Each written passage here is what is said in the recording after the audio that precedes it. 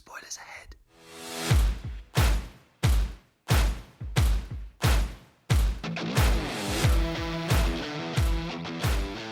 Howdy, partner, and welcome to Cinemattraction. I'm the outlaw Ricochet J, and here with me is the fastest pistol this side of Wyoming. John. In this episode, we'll be discussing two films from Sergio Corbucci, Django from 1966 and The Great Silence from 1969. But before all of that, what have you been watching? I have been watching... What have you been watching? The Crank films. I have watched both of the Crank films. And what do you think of the Crank films? I think they're fantastic. Okay. They're frenzied. They're... The second one's good. They're like my brain. Crazy. Okay. All these things going on. They're like your brain. Yeah, all these crazy things going on. I also saw Maverick. Yes, as well. Top Gun Maverick. I thought that was really good. I didn't like it. What I didn't did you like not Top like Gun. about I didn't it? like Top Gun, original Top Gun. So This isn't the original Top Gun. This No, is I Maverick. know, but I didn't like this one either. Why? Because I'm not keen on planes, and So why did you watch it in the first place? I watched it because my wife wanted to watch it. Okay. What did she think of it? She liked Because it. she's got good taste. Yeah. Well, she liked it, so, you know. Django! Have you always been alone? I hate that theme. Is an Italian spaghetti western film directed and co-written by Sergio Corbucci, starring Franco Nero in the title role. Django would face criticism upon its release for its extreme violence and high body count, leading it to being banned in the United Kingdom for many, many years. Really? Yeah. Oh. An enormously popular film that would spawn 30-odd unofficial sequels. 30-odd sequels that have really nothing to do with the... I was going to mention this. I thought that there should be a sequel to this, Oh, and I was going to say that I think it should have been called like Django Strikes Again, or Django Rides Again, or Django Returns, or something. Sure, I mean, that might be one of the 30-odd. Oh, okay. There's about 30-odd unofficial... But not with Franco Nero. No. Right. Yeah. Is there any I believe official this ones is with the... Franco Nero? No, there aren't any official ones. Okay. Oh, so this is the only one with Franco Nero. We follow Union soldier turned gunslinging drifter Django as he I'm going to do that a lot. You are. As he drifts the American West, dragging a coffin in tow. He encounters bandits, whose boss is evil Confederate Major Jackson, who are torturing a prostitute named Maria. Django slaughters the bandits, rescues Maria, and heads to a nearby town. The town is a sort of neutral spot, caught in a territorial dispute between Jackson's red shirts and General Rodriguez's revolutionaries. Django has a run-in with Jackson when Django sticks up for the local bartender Nathaniel, who I love. Jackson then returns with his men, and Django well and truly dispatches the bandits with his massive machine gun, which he has sort of kept hidden inside of the coffin the whole time. Turns out Django actually has a lot of previous with Jackson having killed his former lover. Is it Zaro? Django hatches a plot with Rodriguez to steal Jackson's gold. Mud and blood! Will Django steal the gold and ride off with Maria? Will Jackson and his men prevail? Hey, son! What did you think of Django? I didn't like it at all. Oh, you weirdo. I did not. Okay. No, I didn't like it. Okay, I was care not, that you didn't like it. It's I a really wasn't good film. keen on it, which was surprising because you said you thought that I would like it. I thought between the two that we're going to be reviewing today, this would be the one that you would like. I didn't like it. Okay, why do you not like it? Well, I didn't like that theme tune. I thought that theme tune was Django! Obnoxious, which was the complete opposite of the theme tune to The Great Silence. That was complete opposite because I really liked that beginning theme of The Great Silence. Yeah. I thought that Franco Nero walked really awkwardly in those cowboy boots. Did you know? Have you noticed that? I didn't notice that. Yeah, he walks really awkwardly. What kind of walk is it then? Is it more of a mince? Yeah, it is kind of a mince. Yeah, it is. It is a slight mince. Slink. It is. It's. Yeah, he doesn't walk like he's used to, you know. I think Franco Nero looks like he's never worn cowboy boots before. So, he just looks like a person I think it might have been his first, Western role, so... Well, yeah, so it possibly is that. I suppose I don't know, a woman that's not used to wearing high heels, I don't know. The Gatling gun in the coffin was... Brilliant! Which a gun, being the weapon of death... Yeah. is a nice touch, I thought. Yeah, it's awesome. It also's got parallels with Desperado. Okay. Oh, yeah, because he keeps the gun inside of a guitar. Yeah, guitar case. Yeah. Classical guitar case. I felt really sorry for the poor soldiers. But we're looking forward to Nathaniel's girls coming, and all they got was ambush. And they got ambushed. They were so excited. Yeah. He sort of goes upstairs, doesn't he? And, yeah. Because he's supposed to go... You think he's going to sort of choose Maria. Yes. He goes upstairs with that other girl. That other girl, he yeah. sort of uses her as a distraction. He does, yeah. And he sort of does this elaborate sort of hop into the building to steal. Oh, it's so It's a really long scene, though, isn't it? It's so good. It's a I really can't believe long he didn't scene. like that. And then once he gets the gold, he's like, oh, Maria's like, oh, take me with you. And so they go, but then he loses the gold in some quicksand. It's a really terrible story. Good. It's a terrible story. I mean, I honestly think that Django is an unlikable thief. Oh.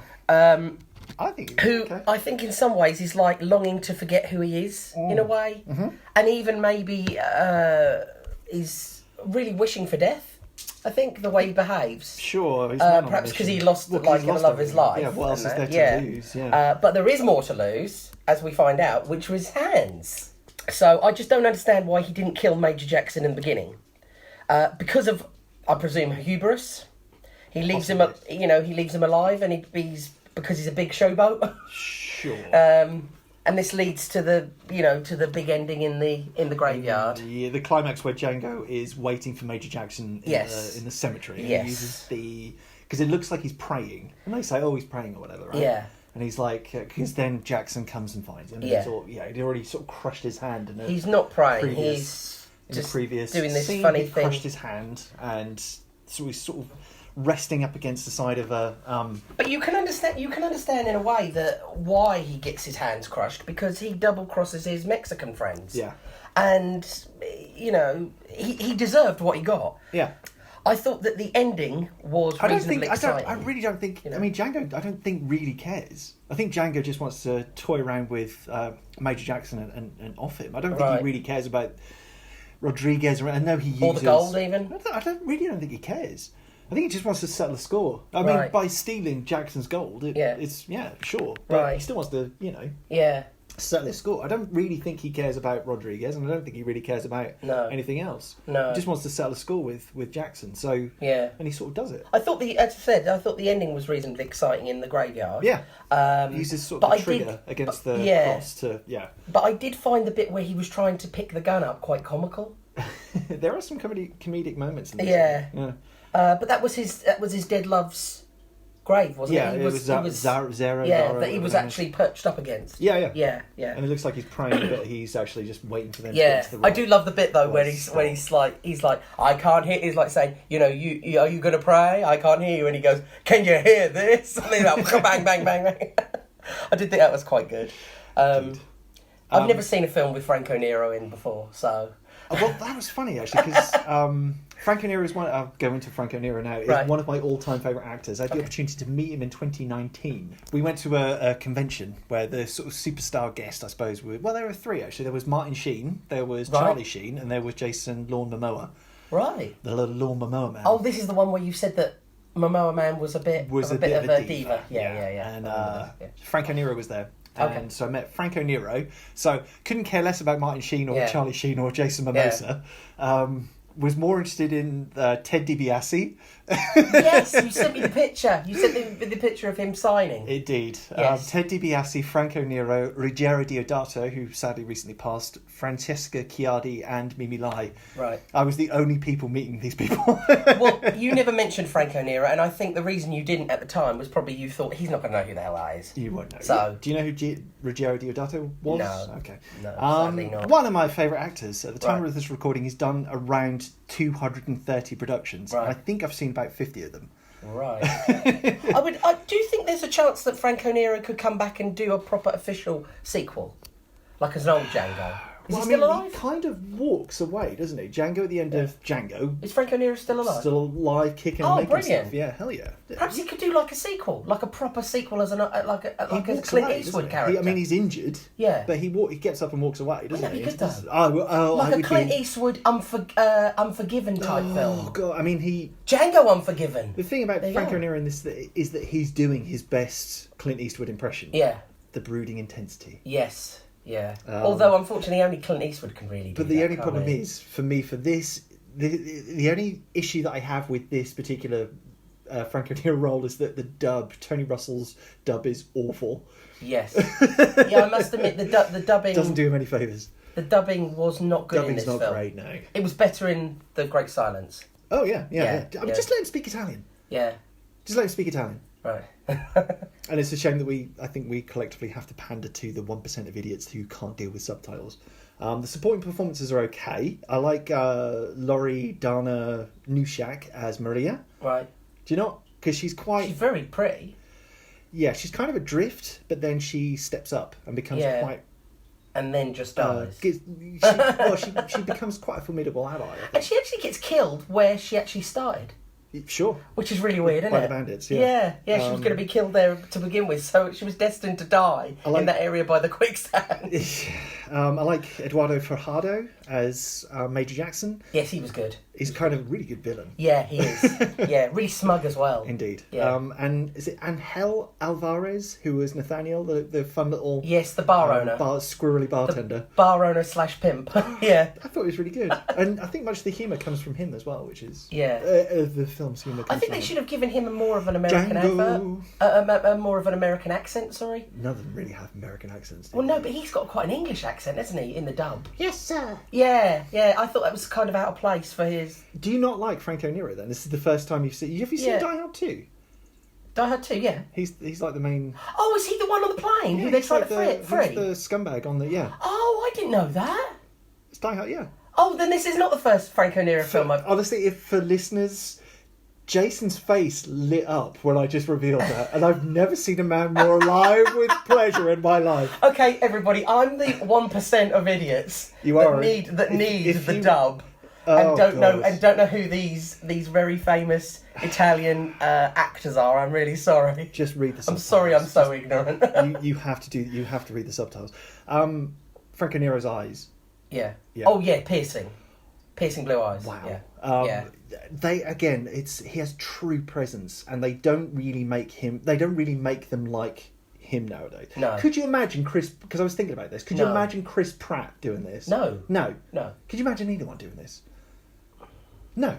Any of the new ones, not like I could see Clint Eastwood. Yeah, sure, you could see Clint Eastwood doing it, but like any of the sort of new blood, if you will, because Chris Pine, not new blood. No. Any of the Chris's, Chris Evans, no. Chris Pratt, no, really. I mean, Chris Evans sort of has presence, I guess. But what do you think of the score? Because you've already said that you... I wasn't keen on it. What, you really? No. Okay. I found that Django thing quite irritating. Luis Bacalov's score. Right. I think it's really good. Yeah. Django. It sounded a bit like Elvis singing at some points. Have you never... Sorry. Yeah, no, I just wasn't... It does sound a bit like I was Elvis. glad when it... To be honest, I was glad when it was over. I wasn't... God. No, I didn't like it. Specifically, what parts do you not like then? I just thought the story was really weak. It just seems to me as though you've just listed off a whole load of really fun parts that you've had a good time with. But I didn't really have a great time with it. It's just that these are just like points that I've made about the film, but I just found it quite pointless, very sort of shallow and dull. I didn't... Interesting. Yeah. I personally love the main theme. I love the orchestral soundtrack. I love the fact that he's got these kind of rock elements and these Latin rock, I guess Latin music and rock elements sprinkled on. I think it's really good. What do you think to the look of it? Because it's got a really distinct sort of muddy... No, I didn't like that either. I didn't like the scenery of the film either. But it's really run all down. That mud and I didn't like any of that. Why not? I just didn't. I didn't find a lot of the characters very interesting either. Okay. Like, a lot of the women that were all in the bar and that. Okay. Just I didn't really think that the kind of muddiness, the kind of really reflects how kind of not only the fact that the setting is a sort of a gang conflict, but it's also that kind of the kind of rundownness and the mud and the grime. It also kind of reflects the kind of low lives that inhabit that place, I feel, as well. Probably closer to the Old West, I would have thought, than what you see in the shiny sort of new films. Okay. Incidentally, you were speaking of Franco Nero's look and all that kind of stuff. Franco Nero asked to wear black in this film. Right. He asked Corbucci, apparently, asked Corbucci, can I wear black in this? Because my name is Nero, which means black in Italian. And he did wear some black. And he looks cool. He did. He looked very cool. I thought he'd looked less cool when he sort of changed into those clothes to do the robbery. Sure. So verdict. I didn't like it. Okay. I was going to say, I was depressed. Oh, God. You were depressed watching this. That's 1 star, innit? I was depressed. I was depressed. Yeah, so by all means, check out the other Django films if you're of a mind. There are about 30 of them. Or Django Unchained. I've got that as another one you could watch. They're unofficial sequels. So Django Kill, If You Live, Shoot, starring Thomas Millian, of course, in place of Nero. It's probably the best of the bunch. Right. I haven't, with great respect, I haven't seen all 30 odd of these unofficial sequels, but I have seen that one, and it's pretty good. Tarantino's Django Unchained is decent. It's campy. It's violent. It's about a freed slave who essentially runs off to rescue his old lady. The Dollars trilogy is a remarkable set of films, absolutely worth your time, which is A Fistful of Dollars, A Few Dollars More, and The Good, the Bad, and the Ugly. Yep. Basically, any Sergio Leone, Clint Eastwood collaboration is absolutely, is absolutely recommended. Which brings us to The Great Silence, a 1968, 68 or 69 spaghetti western directed by and co-written by Sergio Corbucci. Set during a terrible Utah blizzard in 1899, we follow gunslinger / bounty hunter Silence, made mute as a child when his throat was cut during the slaughter of his parents. Silence fights for a group of outlaws against a corrupt banker / businessman named Polycut and a ruthless group of bounty hunters led by the appropriately named Loco. Mud and Blood. A bleak, pessimistic, cruel, subversive and nihilistic story of absolute hopelessness. Generally deemed to be one of the best westerns, and it's possibly also Corbucci's masterpiece. Generally believed to be an allegory for the assassinations, because it was obviously made at a certain era, of Che Guevara, Bobby Kennedy and Malcolm X. It's a story of capitalism, authoritarianism, power and corruption. Death is something of a commodity. With the various bounties, there is no honour in lawful murder. I think that's what he's trying to get at. What did you think of the Great Silence? What do you think I thought of it? I thought you would hate it. I thought it was really good. It's brilliant. I thought it was really good. I don't know why you thought I would hate it. I'm amazed. I thought you'd love Django because it's just mindless carnage in action. No, I and I thought you'd really struggle with this one. Because, I can't say I loved this film because... Well, it's a hard film to love, to be fair. But I can say I really liked it. Okay, well, please. Well, from the beginning of the setting, the film does remind me of Hateful Eight. Right. The way, Tarantino's got inspiration from this, obviously, hasn't he? Tarantino's... Hateful Eight was Tarantino's homage to this film. Tarantino loved this film, and justifiably. It's brilliant. And obviously, Klaus Kinski, wonderful. What do you think of Klaus Kinski, then? Fantastic. I thought he was brilliant. And do you know what I liked about him? Can you see why I love him? Yes, I can.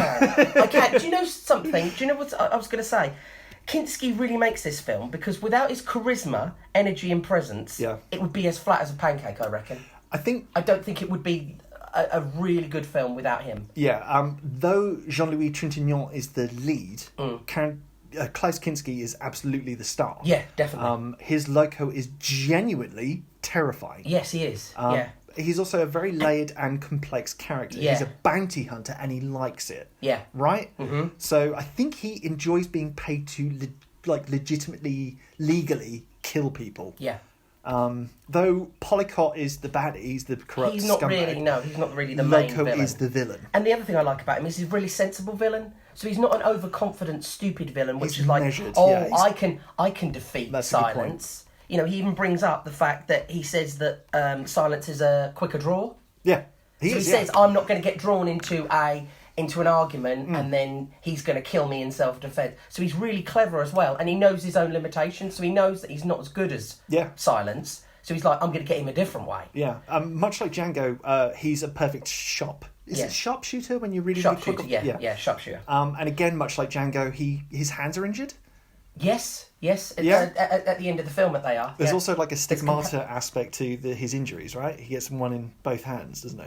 He does. I did make a note that there's the common thread is both characters in each film get their hands injured at the end. Yeah, and they're both sharpshooters that suddenly can't shoot. Yeah, and he's got that gun, hasn't he? That looks looks a bit German, I thought. It could be. I don't know my guns. An anecdote. Apparently, during filming, Klaus Kinski would racially insult and wind up Frank Wolf, who played sheriff. Played the sheriff. Yeah. Oh, I liked him. I love him. I really liked him. I thought he was a great character in this. Kinski claimed that it helped both actors get into character.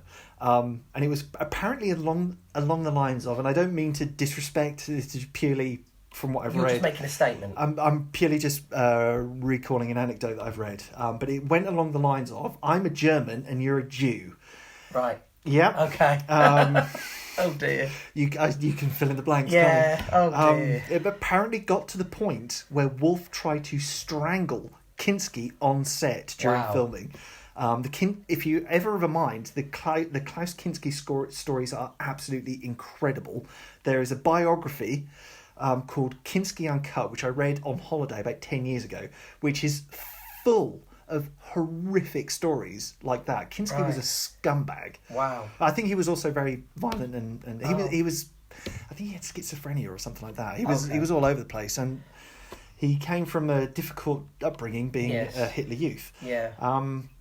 So what I mean, we've strayed off slightly. What did you think of Jean-Louis Trintignant's Silence? Yeah, I thought he was really good. Okay. I mean, Doesn't speak. No, he doesn't speak. From what he had to work with, Yeah. I think he had the look.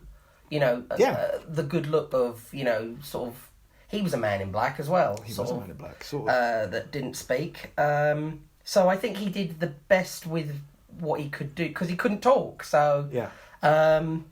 I think he should have written down a few more things than let like characters get upset with him. Okay. And like, oh, you're just ignoring. You know, like the sheriff's like, I'm talking to you. Are you going to talk about? And he's like, he's not even like got a pen and paper that he can, you know, pencil and pad that he could just like unmute or something. He's a conflicted character though, isn't he? Yeah. I'll tell you what I am glad about. You know, Loco, and he's got his partner Charlie at the beginning. I'm so glad he gets killed in it because when he was eating that chicken. Oh, that was so disgusting. And then he blows his nose and he wipes it on his fur coat. That's so disgusting. Oh, I'm sorry you were disgusting. You didn't think all of the deaths were disgusting and all the hardship? No, I thought that bit was really horrible. Absolutely horrible. I mean, the way he was eating the chicken was absolutely disgusting. I mean, I've got nothing against people eating chicken, but the way he was eating it, and then he blew his nose on his hand and wiped it on his fur coat, and I was just like, oh. And then when he got shot, I was like, oh. I'm so grateful that I don't have to watch this film with him in. Yeah, I think it's kind of interesting because he's kind of a subversion because he's sort of an anti-hero to an extent, right? Because much like Loco, he is a bounty hunter, really, isn't he? He's killing people for money, but he's also the hero. But he's doing it for good reasons. That's the thing. Loco is just killing people for killing people. Well, no, he's killing people and collecting bounty. He's doing. Well, he is collecting bounty, but he's killing bad people. Like, but he's killing bad people too, technically. I suppose. So they're both on a similar thing. So there is kind of that neat little subversion, that kind of nihilistic. Yeah, I suppose you're just looking at it from different. You know, who is actually the baddie, really? Well, we know who the baddie is. Well, we do, but I mean. But they're both bad. He's an anti-hero. He's if you think Loco's a scumbag for killing people and for doing these bounties, then surely is there any heroes in the West though? Really? Well, I think. The sheriffs are supposed to be really the heroes, aren't they? Is that also part of the point of the film? What, that there are no heroes? But there aren't really any heroes. It's I think just that probably a corrupt is. cesspool of hell, isn't it? Yeah. How did you think of the way it was? Because I think you said something to the effect of like how it was presented in terms of in relation to like the Hateful Eight. How did you think? What did you think of the setting, and what did you think of? I thought the cinematography was lovely. Gorgeous. Yeah, absolutely lovely. And I love all the scenes of, even though they're long scenes that I suppose you would say are unnecessary, watching like them trudge with the horses through the really deep snow and all that. Yeah. I think it adds something, even though it is a long scene. Like you see long scenes of people trudging. It also shows you the hardship of getting from one place to the next. Right. Not like, oh look, I'm going to go into town, and then suddenly it just cuts to into town. Yeah. You watch like Kinski getting on his horse and trudging through this, you know, really difficult snow on the horse and stuff, and his awkwardness of the journey to the town to get to the outlaws and that. So you actually, you actually get that drudge of, you know, that hardship, I suppose. Yeah, the hardship of getting there. And also the band of outlaws, wherever it is, that are just sort of living out in the outside. I hate those guys. Those guys were awful. I hated those guys. Okay. They shot it in the Italian Dolomites, which are. They shot Han Solo up there. Solo, the Star Wars story, yeah. Is that right? I didn't know that. You know the bit where they do the train, Is that in the Dolomites? Yes, yeah. Oh, it's a series of mountains in the northeast of Italy. which double for Utah in this. Yeah, I think you'd never know. No, you'd never know this wasn't filmed in America. Do you feel that the absolute bleakness of the environment kind of reflects the situation, the events? Yeah. And I like the bleakness of it as well, and I also like the fact the film's quite slow as well. It's not it's a bit of a slow burn film, so there's more character development, especially with Loco and that. And I feel as though there's an aspect of like the absence of God, and I think that might be what the Great Silence, the title actually kind of refers to. Not him being the great, because he wasn't his really. Name is, sure, but do you feel as though? I don't think he was really great in the end, was he? You know, not quite. No, I mean we'll get into the ending again. Well, that's what they say. The silence, don't they? The absence of God. Yeah, and that kind of bleak, isolated, fight for survival kind of landscape, the environment. I think that's the point. There's an interesting romance with Vonetta McGee as Pauline. Yes, Pauline. Yeah, black lady. Yes. Yeah. It's Silence's romantic partner in the film. Yes. How do you feel about her? Because I think I thought she was really good. I can't think of another movie I've seen her in. I didn't think she was really going to be part of the film when you first saw that her husband was shot. Okay. And I thought she was going to be sort of just a bystander sort of throwaway character. Yeah, she becomes but she actually becomes a very important part of the film. And we also find out that Silence is a very genteel lover.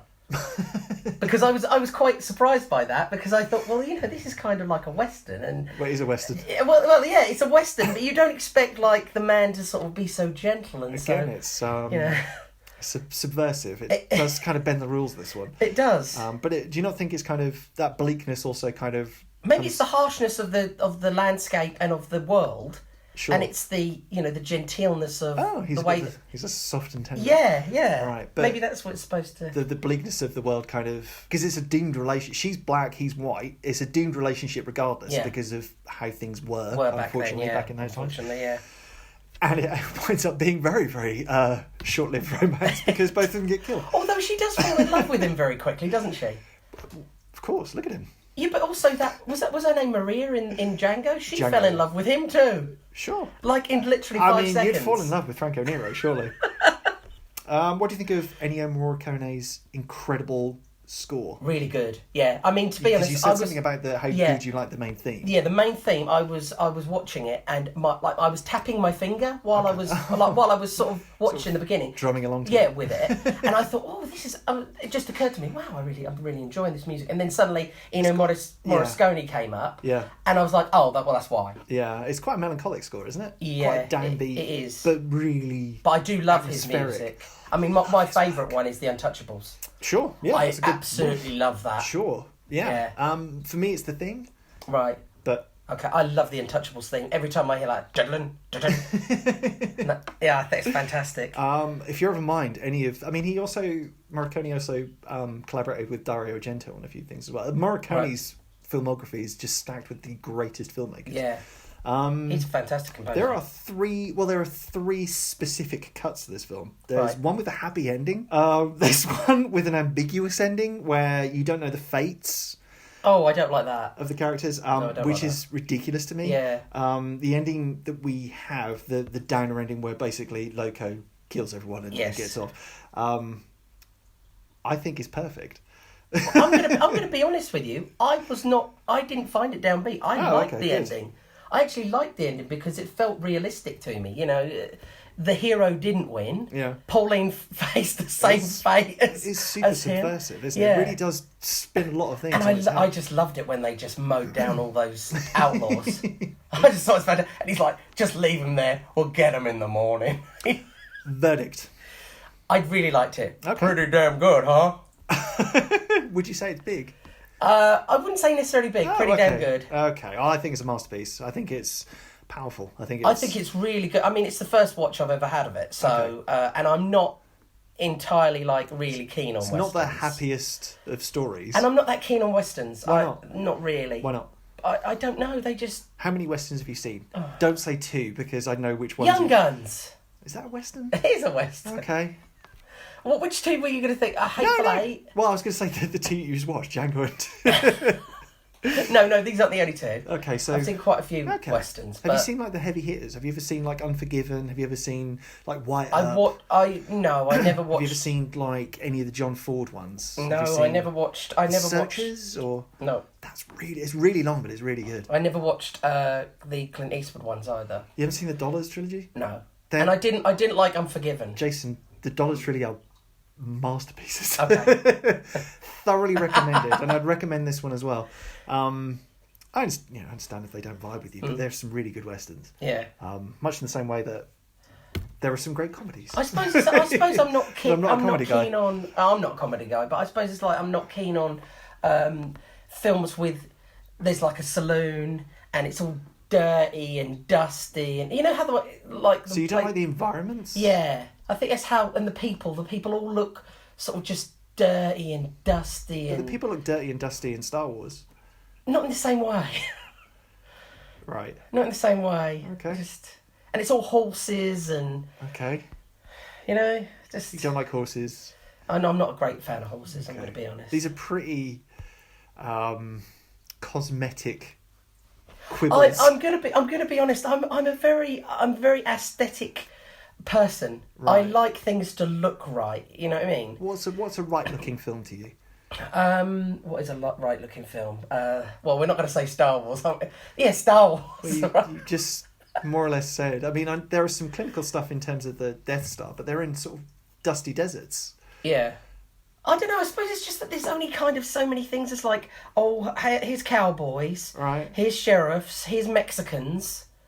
Right. You know? There's way more to it than that. Is there? There's bandits. Sure. I mean, I'm not decrying anybody that enjoys a good western, but you know. No, I'm just curious as to why you don't like them. That's all. There's no leading question. You're entitled, because I don't like 99% of the movies that I see, so right. it's perfectly fine to not like something. I don't know. I do. There are some westerns I do like, and I did enjoy this western. Good on you. You like The Hateful Eight as well, right? Yes, I really like The Hateful Eight. We're very similar in terms of look. I think that's why I liked it. Very different in terms of subject matter, I think. Yeah. Because The Hateful Eight is more of a sort of Agatha and I Christie. love the snowy backdrop. It's quite a nice subversion in itself, because you, again, much like the dusty settings of Django and the muddy kind of, this is really bleak. There's a really stark aesthetic to it. Can you make any recommendations apart from The Hateful Eight? Not really, because I don't know a huge amount of westerns, to be honest. Okay. Thank you again for listening. You can find us on the Letterboxd. How can they find you? What, on Letterboxd? Yeah. Oh, they can find me Kerja_Relon. Okay. How's that spelled? Oh, that's I was told you never ask. That's spelled KERJA_RELON. That's lovely. You can find me under Rat Bastard. Join us again where we'll be discussing another original and a remake. Park Chan-wook's 2003 masterpiece, Old Boy, and its dismal 2013 remake. I don't think it is dismal. I was John. I liked it. It's dreadful. Stop trying to talk over me. I liked it. I was John. It was... Jason. Okay, love you. Love you. Bye.